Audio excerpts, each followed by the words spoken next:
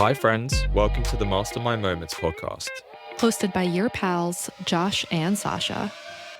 Join us during our weekly mastermind as we collaborate on how to make the most out of our lives. Not only are we going to mastermind our careers, we're going to work on all areas of life together. Let's do it. Listen in as we make the most of our mastermind moments.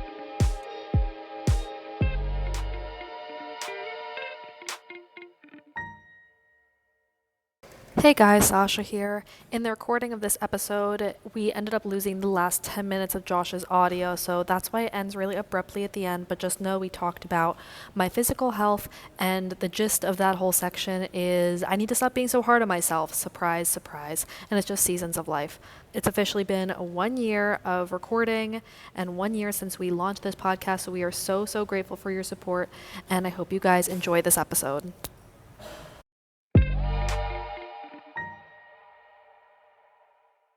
What's up? Thanks for getting on early. I messed up the time zone It's again, absolutely but it's fine. fine. We're here. It was literally perfect timing. I was just driving home after running a bunch of errands, and I felt my phone vibrate in my pocket, and I was like, the only person that texts me, because that's the only reason I would get a notification, is Sasha, and we're speaking in an hour, so maybe she's just checking it's still happening, or is she canceling? And then I parked up and I was like, oh, you got the time zones wrong. But it was as I parked up, like I you got the sent the time zones text wrong. maybe 20 seconds earlier. So it was good timing. And here we are. Okay. Oh, perfect. Here we are. I'm so happy to chat. It was like I was going through something and I was like, oh my God, I'm so glad I'm talking to Josh because necessary. Before we get into it all, let's spin a wheel.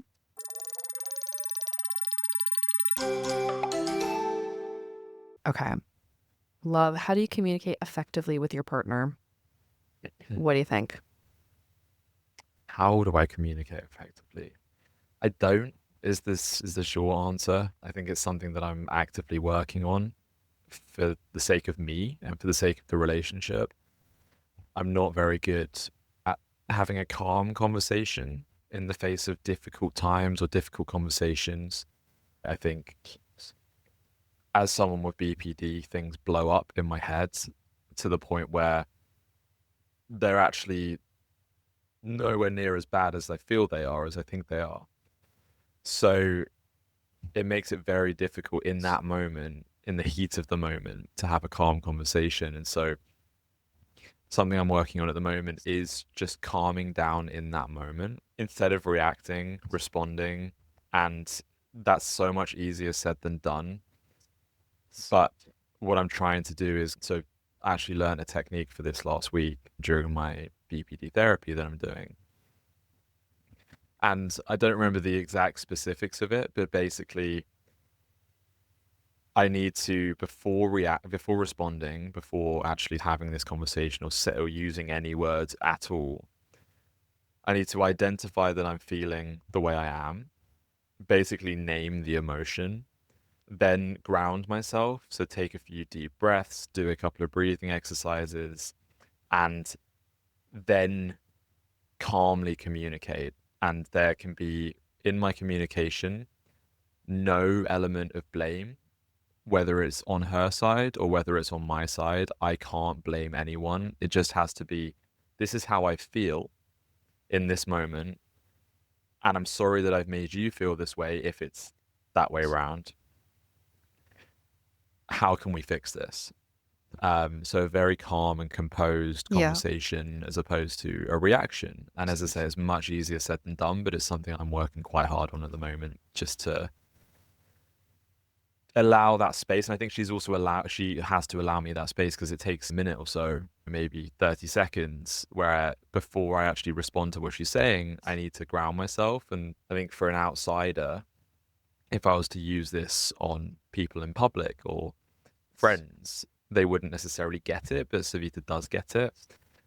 So I think she can allow me that space as well. But yeah, it's something I'm working on. Yeah. It's difficult because when you're in the heat of the moment, like, how do you stop it? You're like, wait, hold on. Let me ground myself. Let me breathe. And then we can chat about what's actually happening.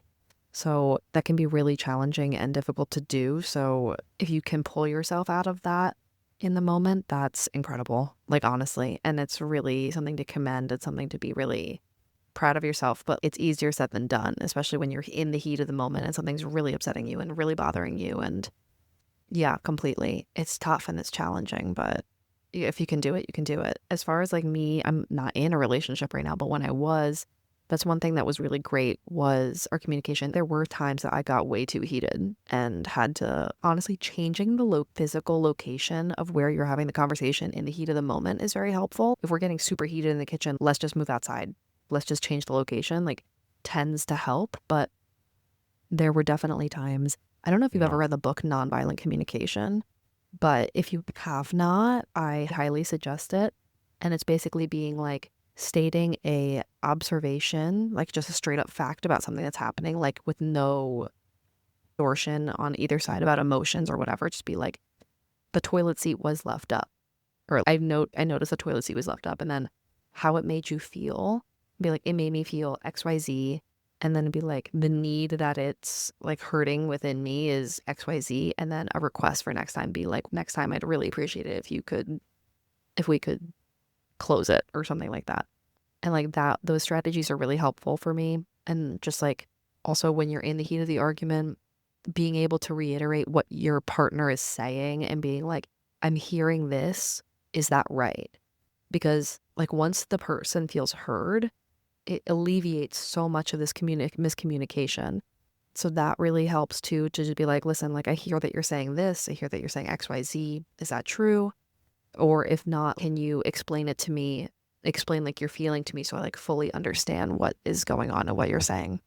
And then like changing the physical location helps also. This is sometimes like heat of argument situations can happen when if you're having like a BPD blow up, or like for me, if it was something was like, if I was under the influence and I'd be like, listen, like, I don't know if I'm upset with you because I'm either under the influence, or this would like, for example, would probably be a BPD thing, but it'd be like, I don't know if I'm upset with you because I'm under the influence or if I'm actually upset with you. So let's pause on this and chat about it tomorrow. And that was also like Yeah, helpful yeah. in I that think way. that's an But interesting take. yeah, Something I really liked that I think it was who was it we were speaking to, and they spoke about their gratitude walks with their partner. Do you remember who it was? And there we it was go. Michael. And I felt so inspired by that conversation about relationships, especially. But he talked about the gratitude walks, and I actually took that to Savita after our conversation. And I said we could implement something very similar to this into our lives. And I think it would be a really nice thing to do, especially throughout the winter when the weather is miserable, it's gray. The apartment is very cozy.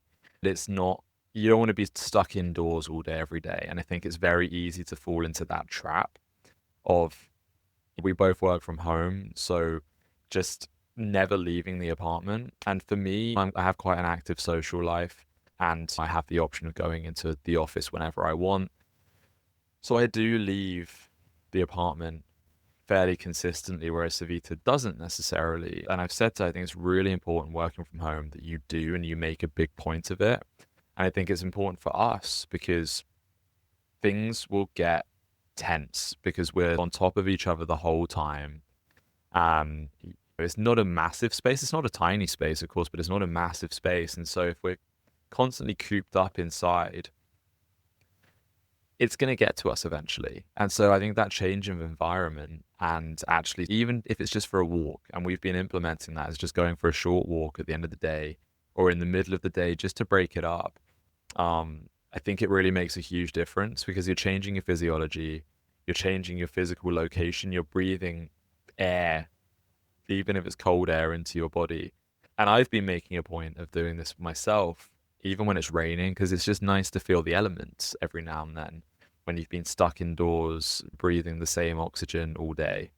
So I think, yeah, change of environment is such an important thing, actually, in so many aspects.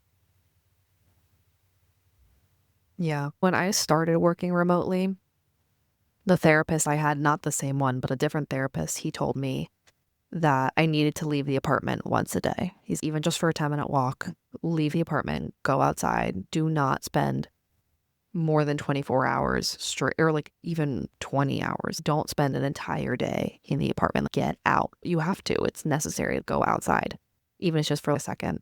And that was always really helpful. And now I don't really have that challenge now.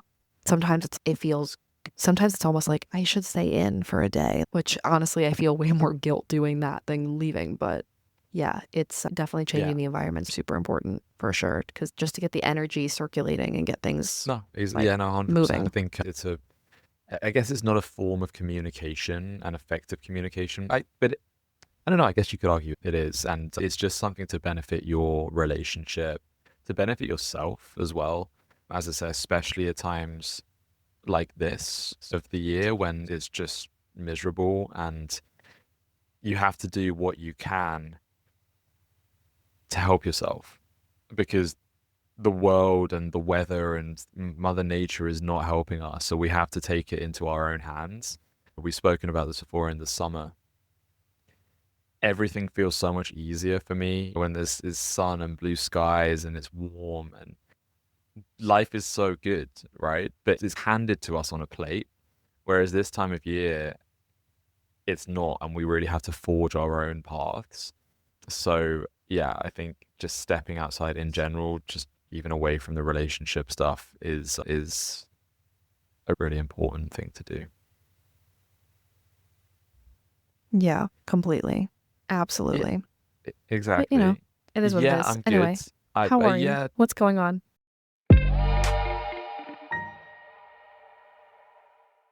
not a huge amount really since we last spoke. I think when we last spoke, I was talking to you about this big deal that I was working on that would have sorted me out, and I was manifesting it so fucking hard, and it didn't happen in the end.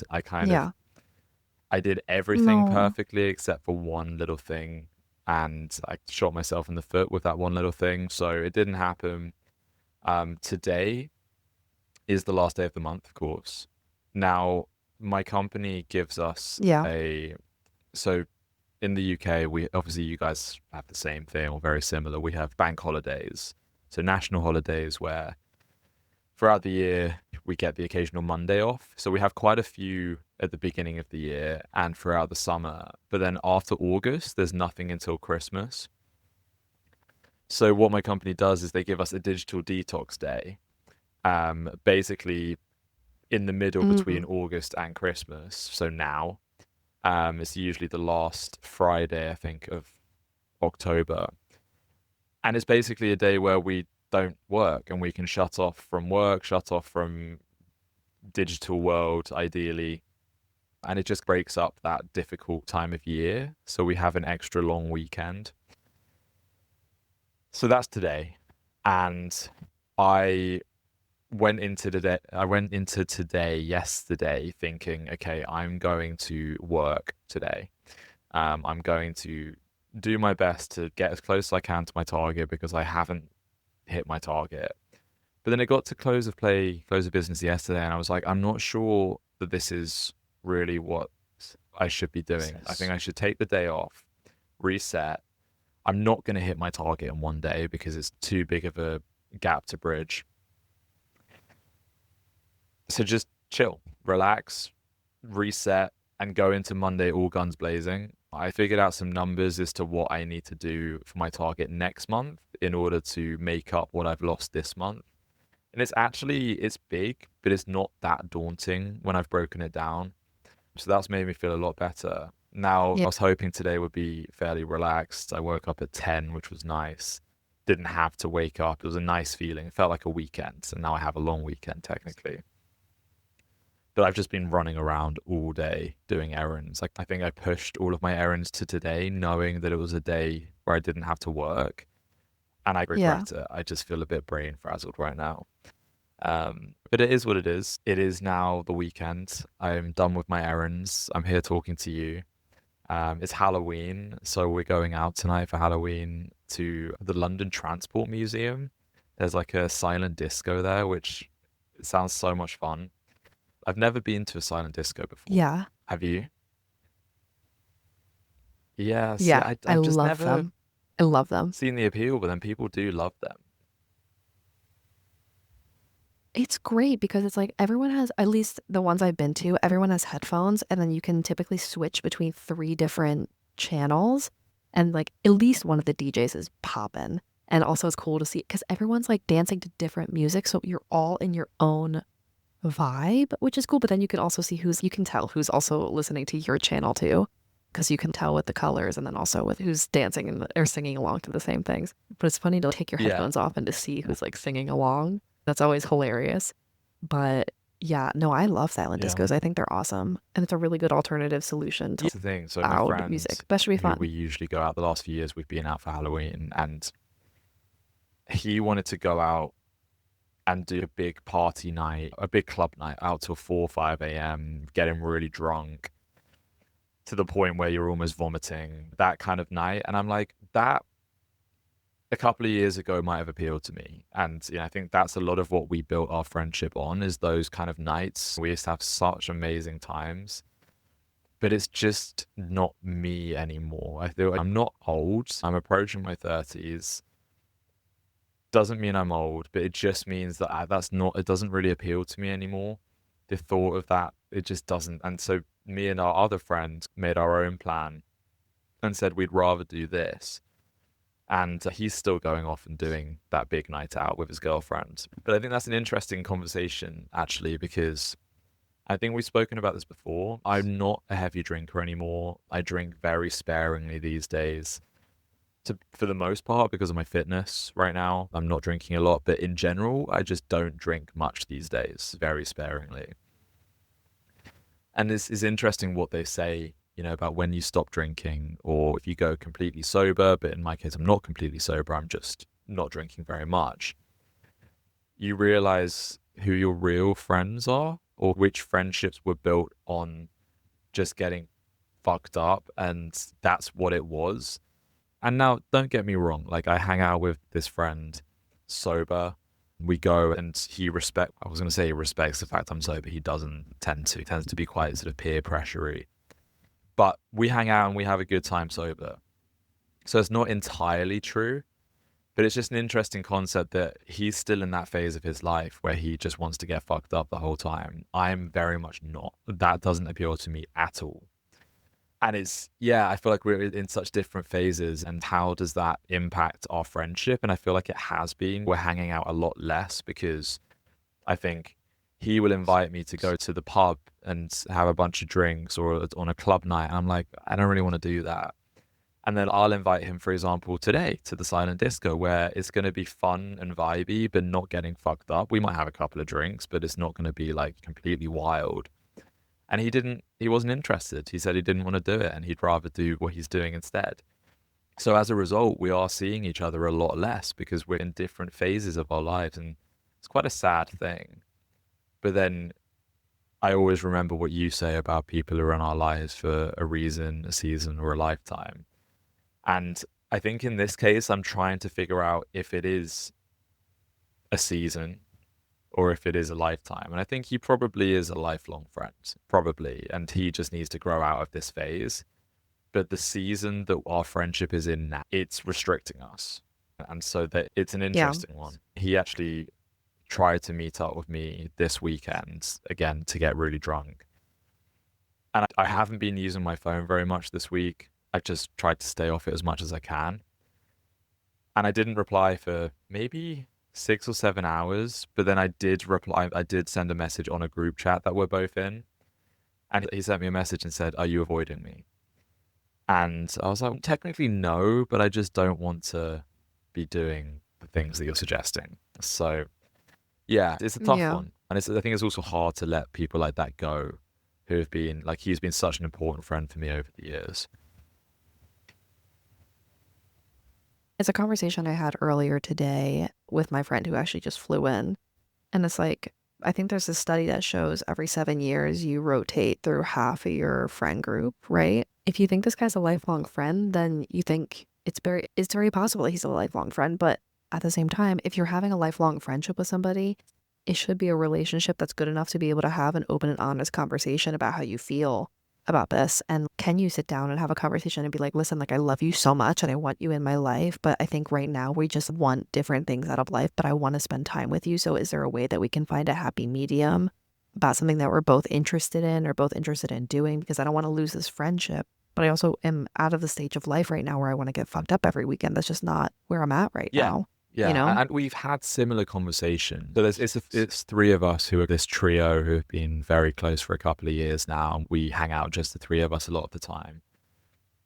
And two of us are kind of in that phase where we're not interested in doing these things anymore. And we've both spoken to him about it.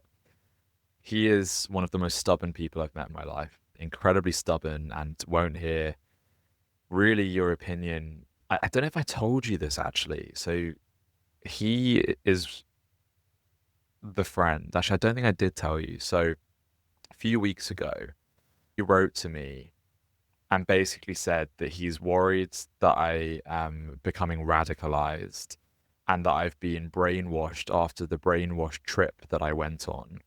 Um, Literally, almost word for word is what he said. Obviously, I went to Brainwash trip Israel did you go on? um, a month and a Oh, half ago, okay. and it was organized. It was a free trip that I got just basically for being Jewish. And the lot of people online who haven't necessarily done it is that it's a trip that's set up to brainwash you and to manipulate your view on Israel because people think so lowly about Israel, right? It's just, again, I don't know if you've experienced this much, if you've seen it much, but at least in the UK, people fucking hate it. And there's some good reason behind it, behind hating the Israeli government and whatever.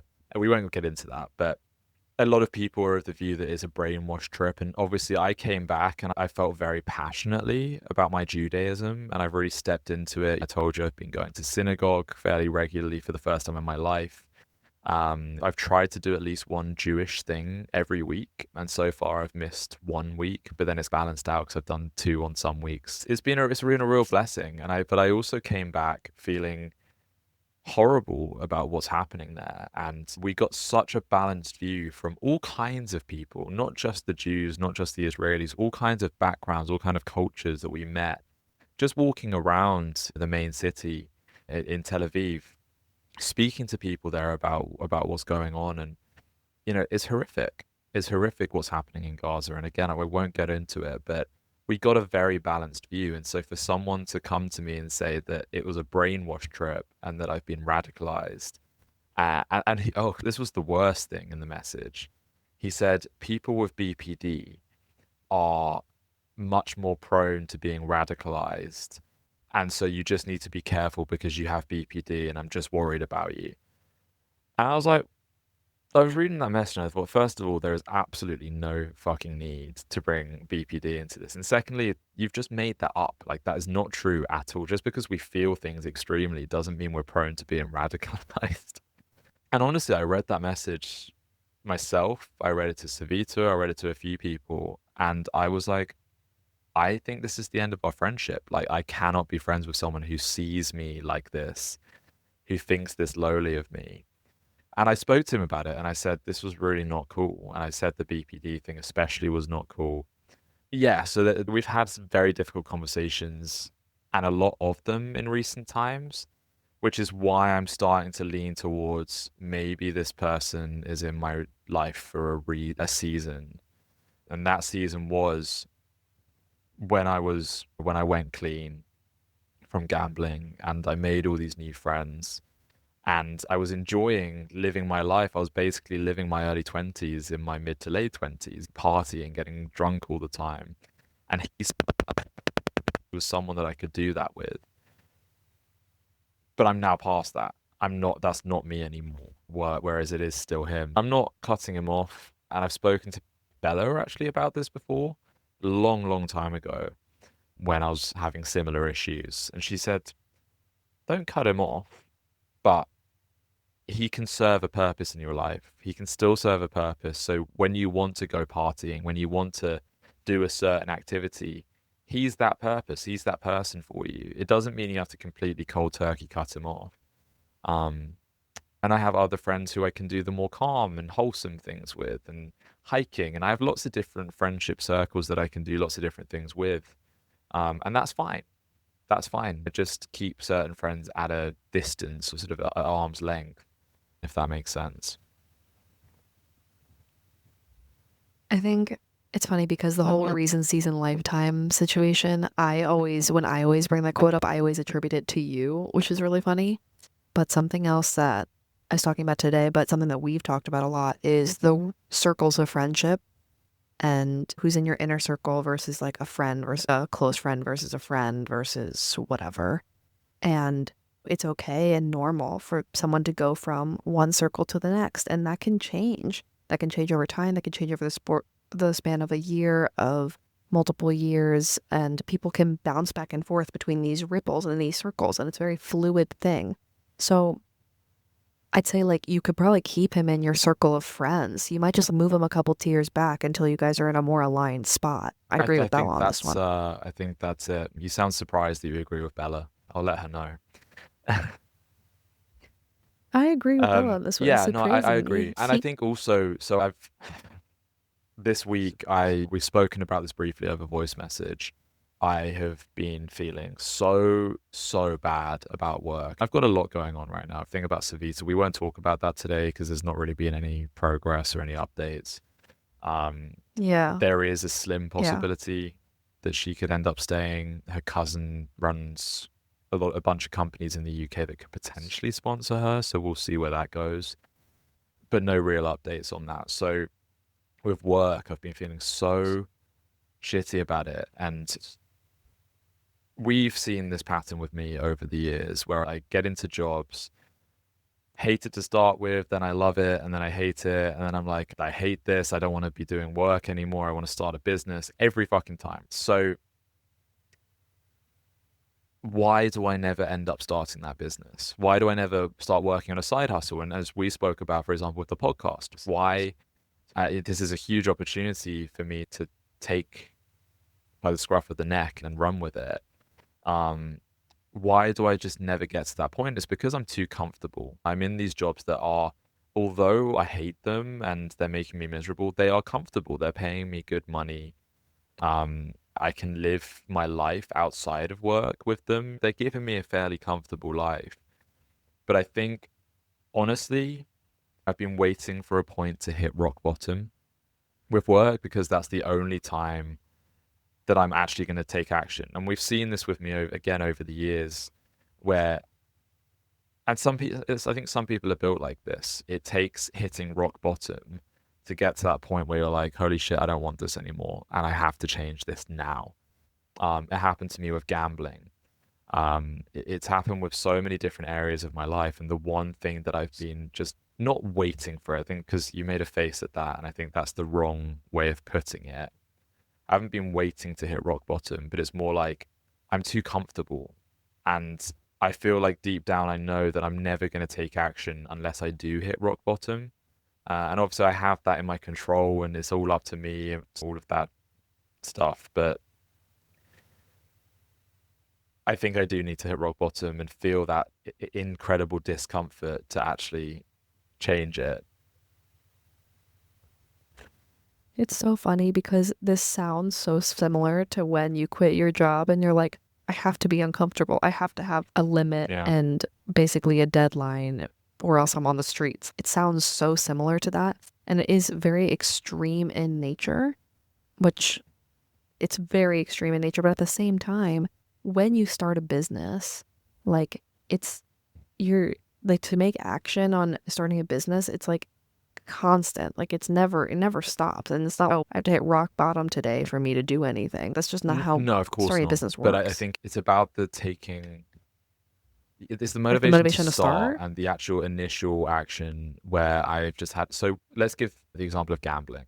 I was gambling on and off for years, and I went through phases where I thought I'd hit rock bottom, and then I'd go clean for a while, and then I'd bounce back and I'd start gambling again.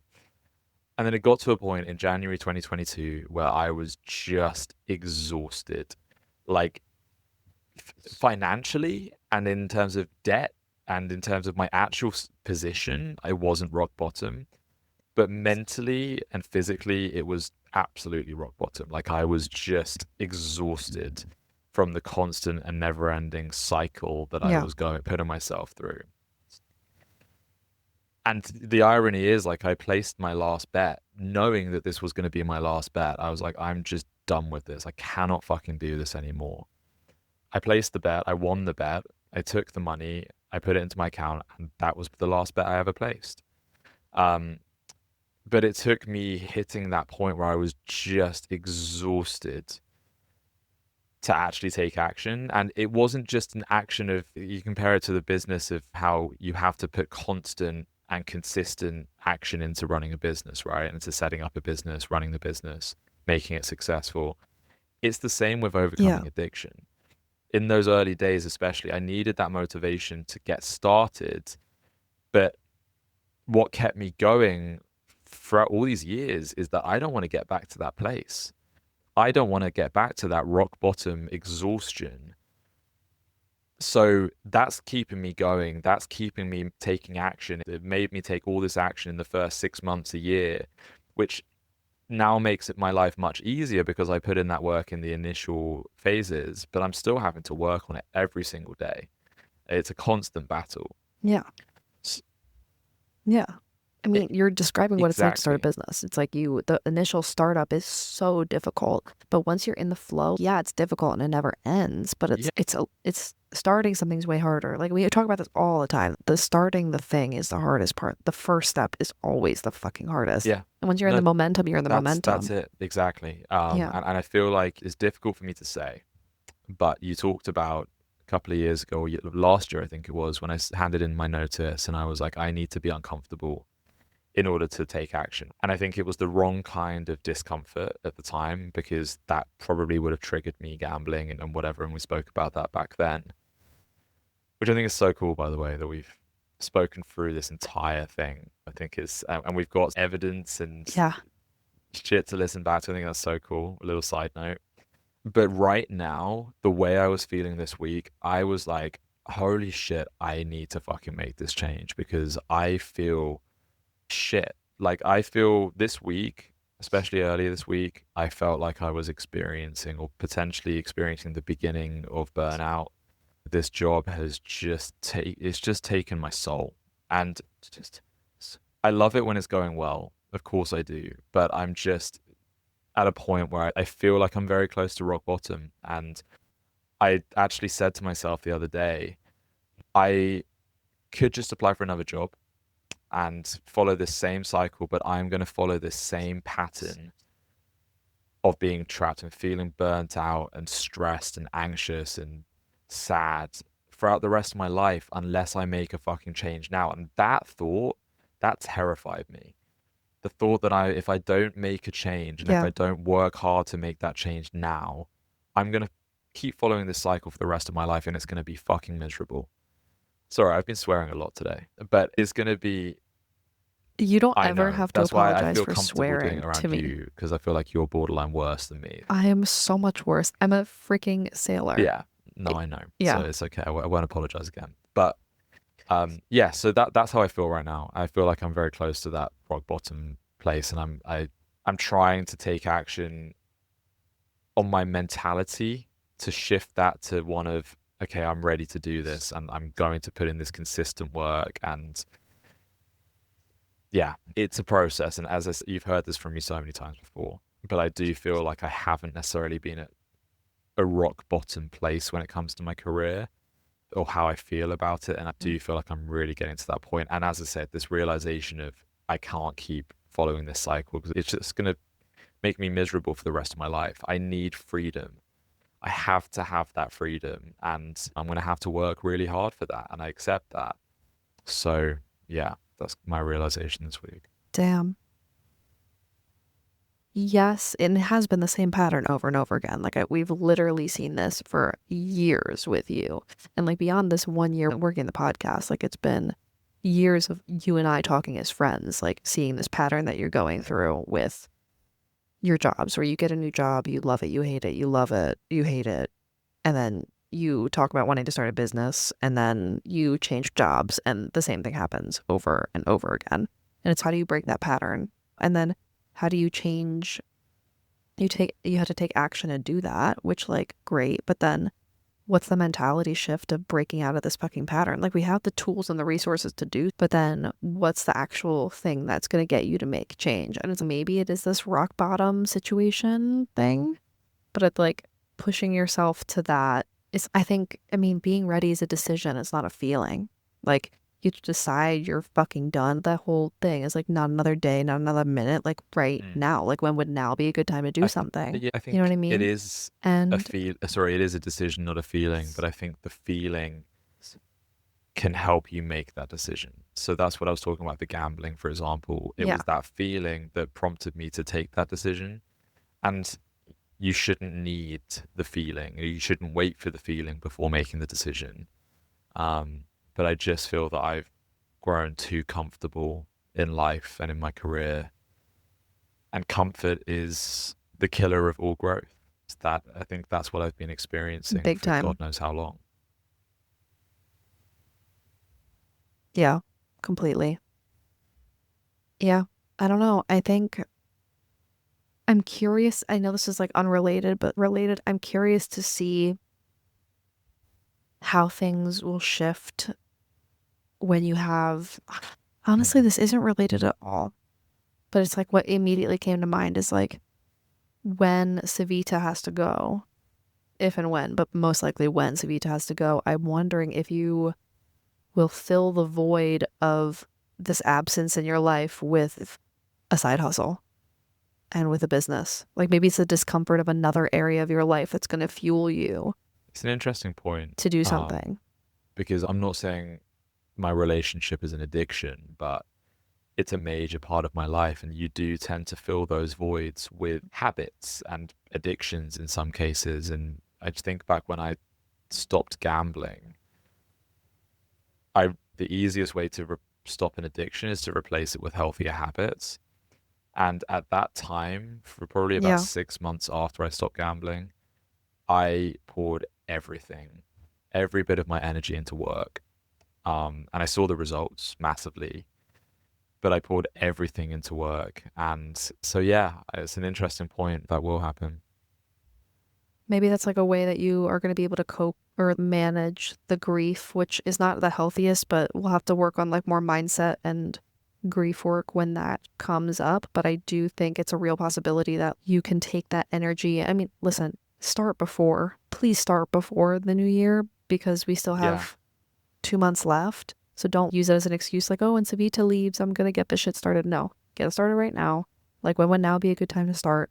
But then I am curious to see how Savita leaving, if it's going to be that discomfort there, is going to push you towards pouring your energy into this work. And also at the same time, like, from my experience as well, I was so lonely in the last year of my relationship. Would I have Mm. launched my business in the way that I have if I didn't have so much time alone? Like those evenings and weekends by myself, like I filled it with the working my business and like a little bit of TV, but for the most part, it was starting my business and like working on that. And I wonder, as hard as it was to be in that relationship for the last year, would I be where I am now, like career Yeah. wise, if Yeah. I That's wasn't that's an there? interesting. I think you're right. Yeah. It's we do as human beings, as I said, we try to fill voids in our life with anything, and most people, maybe most is a stretch, but a lot of people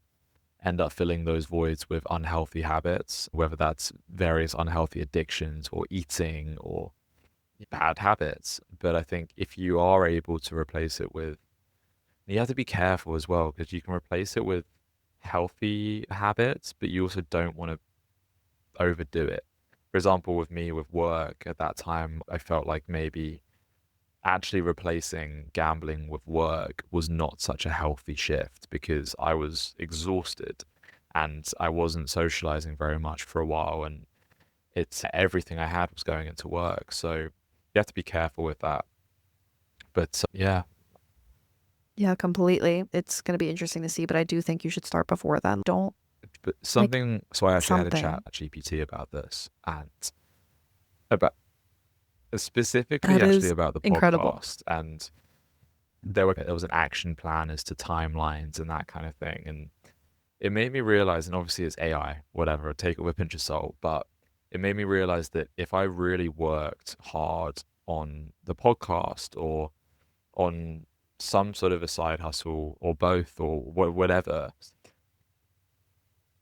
if I'm working hard and smart, I could actually launch something within 3 months quite easily. Launch something within 3 months. And when it comes to the podcast, obviously we've launched, but actually grow a serious following within 3 months if I work hard enough, if I go about it the right way. That's 3 months. That takes us to what, I guess, February. That's not a long time at all. That means it would have been gone for a month by that point, and I could feasibly have something quite serious to work with. So, as you just said, when is a better time than now? And if I get started now and I Yeah. work my socks off for 3 months plus, I'll see the results in the new year. Whereas if I start in the new year, I'll be waiting until spring, I'll be waiting till the summer, and the longer you postpone it with various excuses, the more complacent you get, the less likely it is to happen. Yeah, completely. I mean, this is a side hustle. We have been doing this. We've been recording for a year and a half. The podcast has been launched for almost a year at this point. A couple weeks, it's going to be a year. Crazy. Like, this is a side hustle. And listen, like this podcast lives under the umbrella of my podcast and my business. And it took me a year of working on my first podcast and producing episodes, of launching episodes. It took me a year before I was already able to make any sort of revenue from it at all. And that was like tons of marketing, tons of producing episodes.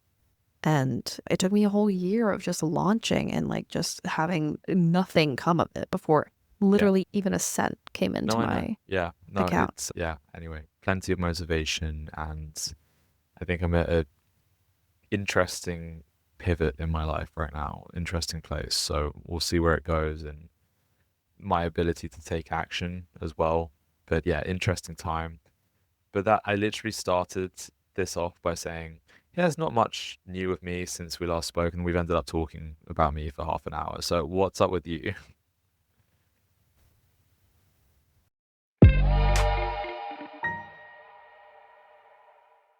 What's up with me? Okay, let's start positive. Physical environment and friends, top tier. I freaking Yeah. like Singapore. Like, okay. My best friend Parker flew in and this is like the Miami of Asia. And I was like, oh my God, it actually is. And I was like, just being in the warm weather. Like yesterday I landed at the airport and went to the airport pool, and like my mood, like, okay, if this isn't clear enough, like I really need to live somewhere warm because it's impacted my mood so much. Just being in the heat and like having access to water like really impacts my mood. Like, really enjoy Singapore. I've been here for literally like 30 hours or something. Love it. And that's great. And then also like my best friend like from childhood flew in yesterday too, so I'm going to be spending 2 weeks with him, and that feels really great too, to be around like a very close inner circle of one. I'd say like areas that are not going so great right now are physical health and career, which is like we talked about, 2 out of the 3 of the trifecta. Ooh, not great. But it's for like physical health, I just feel like I've been eating so much because I'm in Asia and the food's fucking good here. And that's just such a big part of the culture. And like I want to enjoy it. And I'm not, in the last like month or so, I haven't been working out the way I normally like to. Like in Thailand, I was pretty consistent and pretty good about it. But here I haven't been.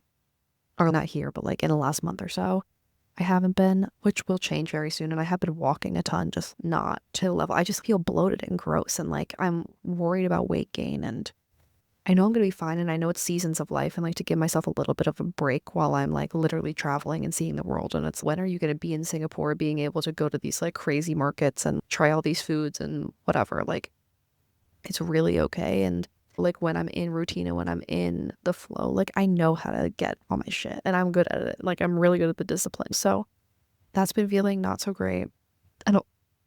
Then career wise, I had a meeting with my boss yesterday, and there's like a situation where it's like the outliers of what your job is determining the perception of it. And she just made a couple comments to me about my performance, which is my performance is so good. If you look at the data on my performance, it's insane. It's so good.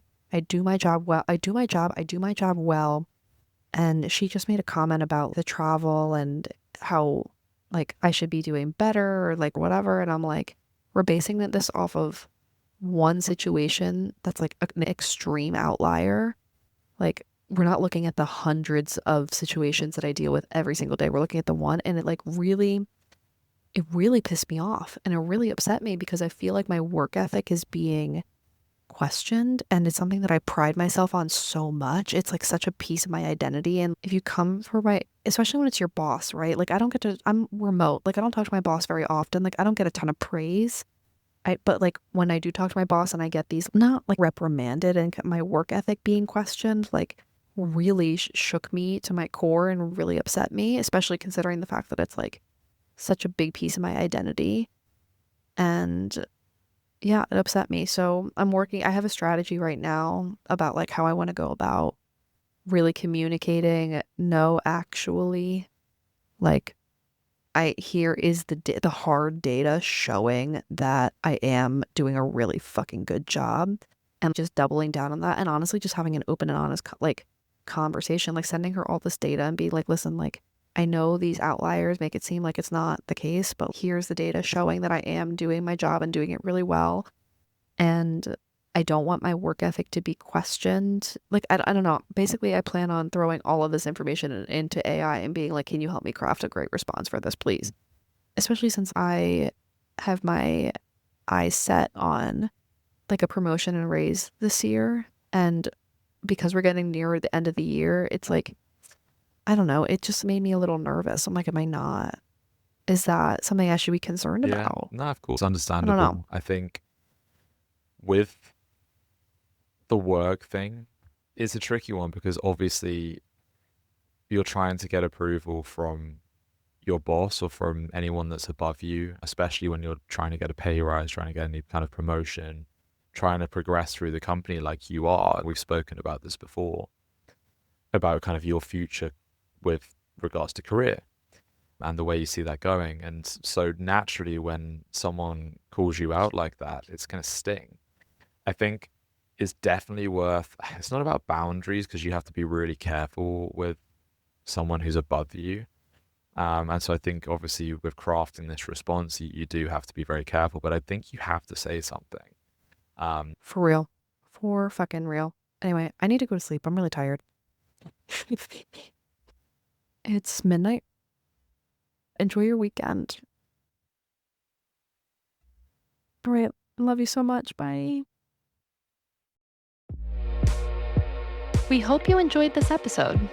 Don't forget to subscribe, leave us a review, and follow along on social media. If you would like us to help you mastermind something in your life, please send us a message. We'll see you next week on the Mastermind Moments podcast.